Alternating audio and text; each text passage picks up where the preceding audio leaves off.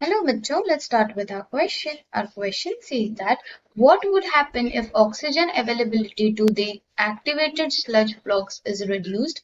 It will slow down the rate of degradation of organic matter. The center of flux will be anoxic, which would cause the death of the bacteria and eventually the breakage of the flux.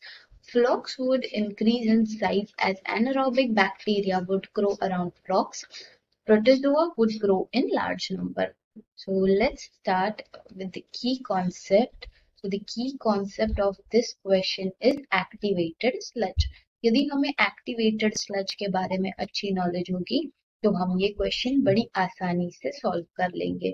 अब देखो activated sludge जो है ये एक ऐसा process है जिसके अंदर एरेशन का यूज किया जाता है, यानी कि एयर का यूज किया जाता है। एयर मतलब ऑक्सीजन का इस्तेमाल किया जाता है, साथ ही साथ उसमें बायोलॉजिकल फ्लॉक भी डाला जाता है। बायोलॉजिकल बायोलॉजिकल फ्लॉक यानी कि बैक्टीरिया और प्रोटोजोआ, ठीक है।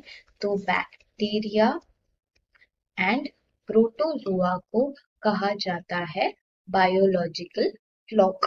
तो अब देखो इससे होता क्या है या फिर तो ये प्रोसेस क्या होता है। तो एक्टिवेटेड स्लज जब एरेशन का यूज करता है तो एरेशन की वजह से जो माइक्रोब्स होते हैं, यानी कि हम कह सकते हैं कि एरेशन की वजह से जो भी माइक्रोब्स होते हैं वो आराम से हमारे वेस्ट वाटर के अंदर घूम सकते हैं।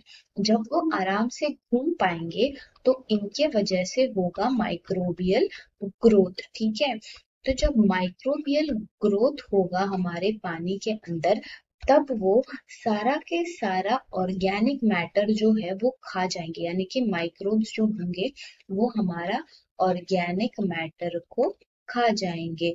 फिर ऑर्गेनिक मैटर को खाने के बाद उसमें बनेगा हमारा फ्लॉक, ठीक है। तो ऑर्गेनिक मैटर को खाने के बाद हमारा फ्लॉक बन जाएगा और फिर ये जो फ्लॉक होगा इस फ्लॉक को हम बाद में प्रोसेस आउट करके निकाल लेंगे, ठीक है। तो यानी कि निकाल लेंगे यानी कि सेटल आउट कर देंगे हम इसको बाद में by through the various process.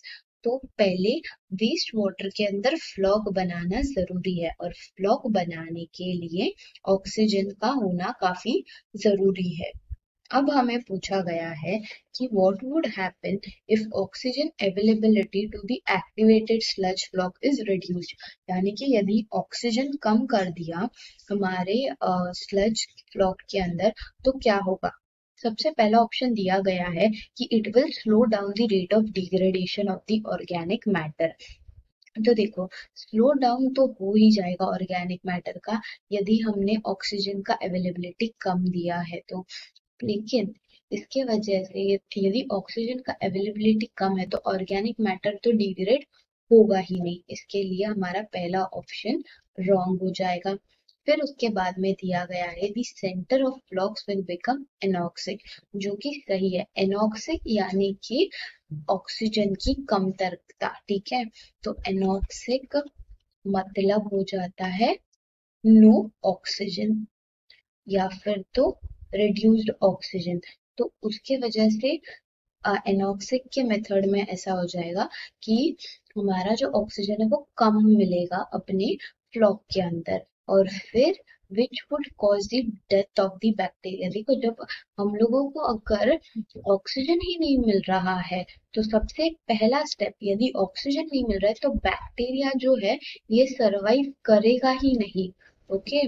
तो बैक्टीरिया अगर सरवाइव ही नहीं करेगा तो इसके वजह से हमारा जो बायोलॉजिकल फ्लॉक है वो भी मर जाएगा, इसीलिए हमारा राइट ऑप्शन आंसर है ऑप्शन बी। फिर हमें दिया गया है flocks would increase in size as anaerobic bacteria would grow around the flocks, जो कि गलत है। flocks increase होगा केवल और केवल ऑक्सीजन की वजह से, ठीक है, क्योंकि इसमें हम यूज कर रहे हैं एरेशन प्रोसेस यूज कर रहे हैं इसके लिए एनारोबिक बैक्टीरिया का, तो ये भी गलत हो जाएगा। फिर दिया है protozoa would grow in large number, जबकि हमें पता है कि बैक्टीरिया और प्रोटोजोआ दोनों भी ग्रो करेंगे ओनली जब एरेशन यानी कि ऑक्सीजन प्रेजेंट होगा तब। यदि यहाँ पे ऑक्सीजन प्रेजेंट ही नहीं है तो प्रोटोजोआ ग्रो नहीं करेगा, इसके लिए ये ऑप्शन भी रॉन्ग है।